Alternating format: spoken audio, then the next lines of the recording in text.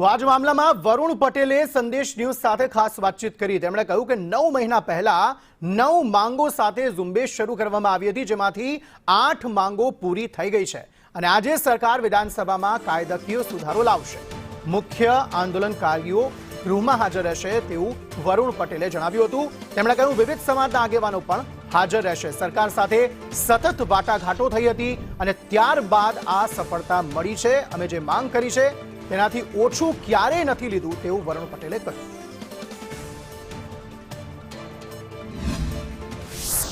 ભાગેડુ લગ્ન પ્રથામાં કાયદાકીય સુધારા થાય તેના માટે આંદોલન કરવામાં આવ્યું હતું અને મોટા પાયે આંદોલન કર્યા બાદ હવે સરકાર દ્વારા આ ભાગેડુ લગ્ન પ્રથામાં સુધારા કરવા માટે જાહેરાત કરવામાં આવી છે। આજે વિધાનસભા ગૃહમાં જાહેરાત કરવામાં આવશે। આપણી સાથે આંદોલનકારી વરુણભાઈ પટેલ છે।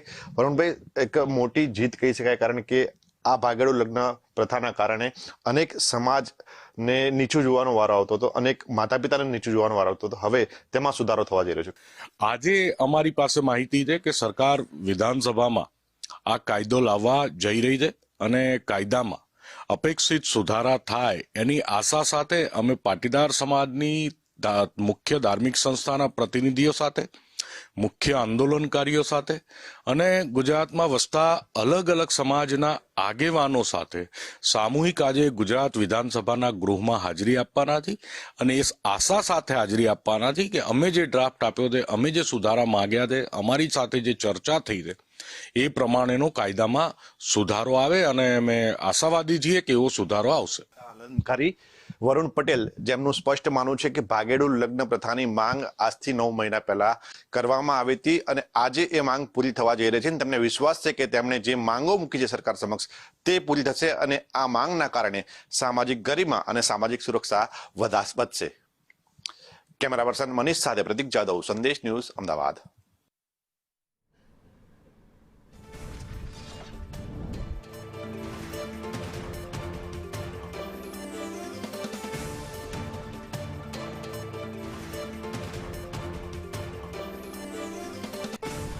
आगे વધુ વાતચીત કરવા માટે અમારા સહયોગી હિતેન વિઠલાણી જોડાઈ ગયા છે। હિતેન, આ મામલે ઘણા સમયથી ઘણા બધા સમાજ દ્વારા વાત કરવામાં આવી રહી હતી કે આમાં સુધારો લાવવામાં આવે અને કદાચ એ સુધારો આજે અપેક્ષિત છે। થોડી જ વારમાં હર્ષ સંઘવી તેની જાહેરાતો કરશે નવા નિયમોની। બિલકુલ અંકિત, જુઓ હું તમને કહી દઉં કે કરોડો પરિવાર, કરોડો માતા પિતાને લાગતો આ નિર્ણય છે, કારણ કે માત્ર કોઈ એક સમાજને નહીં પણ ગુજરાતની જે 4 કરોડ પરિવાર છે તેમના માટે આ નિયમોમાં ફેરફાર જે છે તે થઈ રહ્યા છે અને બહુ મોટા ફેરફાર હશે। ધવલ માખડિયા પણ આપણા સહયોગી આપણી સાથે જોડાયા છે। ધવલ, સૌથી પહેલા તો તમે સમજાવો કે પાટીદાર સમાજ એ પહેલ શરૂ કરી, એ પહેલની માંગણીઓ મેન શું હતી?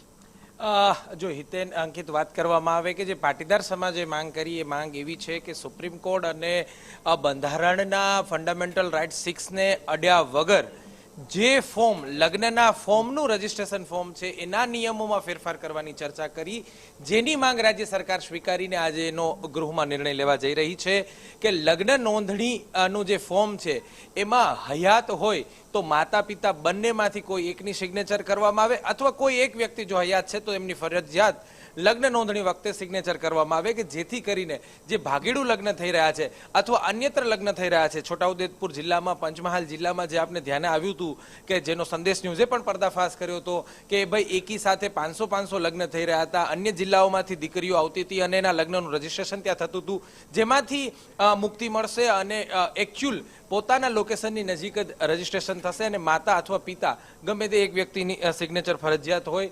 તો બીજી બાજુ એક નિયમમાં પણ એવો પણ ફેરફાર કરવા જઈ રહી છે કે જે અત્યારે તલાટી કમ મંત્રી જે ગામમાં હોય છે એમને સત્તા હોય છે, એ સત્તાની બદલે વર્ગ 2ના ઉચ્ચ અધિકારીને લગ્ન નોંધણીની સત્તા આપવામાં આવશે કે જેથી કરીને વેરીફાઈ કરી, ડોક્યુમેન્ટનું વેરિફિકેશન કર્યા બાદ જ લગ્નની નોંધણી કરે। તો એક ત્રીજો અને ચોથા નિયમમાં એવા ફેરફાર કરવામાં આવી રહ્યા છે કે જ્યારે લગ્નની નોંધણી થાય ત્યારબાદ એના દીકરીના માતા પિતાને તલાટી કમ મંત્રી નોટિસ આપશે અને 1 મહિનાની અંદર માતા અથવા પિતાએ અથવા તો એમના ગાર્ડિયન વાલીએ એમને સૂચિત કરવા પડશે અથવા ફરી જાણ કરવી પડશે કે આ લગ્ન કાયદેસર છે, સામાજિક છે કે ગેરકાયદેસર છે। આ બધી જ વસ્તુ જાણ કરવામાં આવે અને એ પ્રમાણેની પ્રોસેસ કરવામાં આવે। તો સાથે સાથે 5મો નિયમ એવો પણ છે કે જો કાયદામાં ફેરફાર, નિયમોમાં ફેરફાર થાય, તલાટી કમ મંત્રી નોટિસ આપે છે અને લગ્ન ગેરકાયદેસર છે અથવા વાલી અથવા તો ગાર્ડિયનની સંમતિ વગરના છે તો પોલીસ તંત્ર પણ એમાં ઇન્વોલ્વ થઈ અને કાયદેસરની કાર્યવાહી કરે એવા પણ નિયમોમાં ફેરફાર કરવા માટે રાજ્ય સરકાર તત્પર થઈ છે. અને જે સંદર્ભે અત્યારે ન માત્ર પાટીદાર પરંતુ સવર્ણ સમાજના તમામ લોકોની એક વિધાનસભા ગૃહમાં અત્યારે પ્રેક્ષક ગેલેરીમાં બધા બેઠેલા છે. જી એક સવાલ એ બી છે ધવલ કે મુસ્લિમ સમાજ બી સમર્થનમાં ઉતરી ચૂક્યું છે. જે હિસાબે લવ જેહાદના કિસ્સા વધી રહ્યા હતા દેશમાં, ન માત્ર ગુજરાતમાં, હવે એ પણ અટકશે. કારણ કે જે ભાગીને જે ધોકો દઈને બહેલાવી ને જે હિસાબે એક બ્રેન વોશ કરીને જે પણ આગળ કાર્યવાહી થતી હતી તેમાં આ લવ જેહાદના કિસ્સા ખૂબ જ વધી રહ્યા હતા. તે હવે રોકાશે. આ વસ્તુ માત્ર પાટીદારો કે સવર્ણ સમાજ પૂરતું એટલા માટે સીમિત નથી લાગતું કારણ કે સરકાર માટે પણ ગળાની હડ્ડી સમાન સાબિત થઈ ગયું હતું. મહદઅંશે પોલીસ સ્ટેશનોની અંદર આવા બધા કેસ લગભગ 3 વર્ષ પહેલાની જ એક વાત છે કે સુરતના એક કતારગામ પોલીસ સ્ટેશન અને વરાછા પોલીસ સ્ટેશનની અંદર ન માત્ર પાટીદારો પણ આવા લવ જેહાદથી લઈ ભાગેડુ લગ્નોના લગભગ 100 કેસ પેન્ડિંગ હોય એવા પણ માહિતી બહાર આવી હતી. અને એના પછી ત્યાંના પોલીસ કમિશનર જે તે વખતના તત્કાલીન પોલીસ કમિશનર તોમર ત્યાં તે કામે લાગી ગયા હતા. રાજ્ય સરકાર પણ કામે લાગી ગઈ હતી. ત્યારે તત્કાલીન ગૃહમંત્રી તરીકે હર્ષ સંઘવીએ પણ એક્શન મોડમાં આવી ગયા હતા.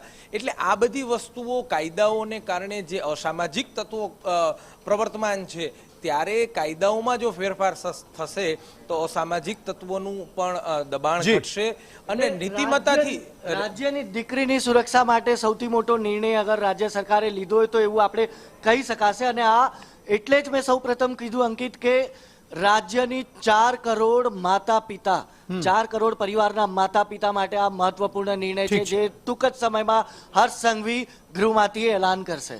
હિતેન, ધવલ, આભાર અમારી સાથે જોડાવા બદલ.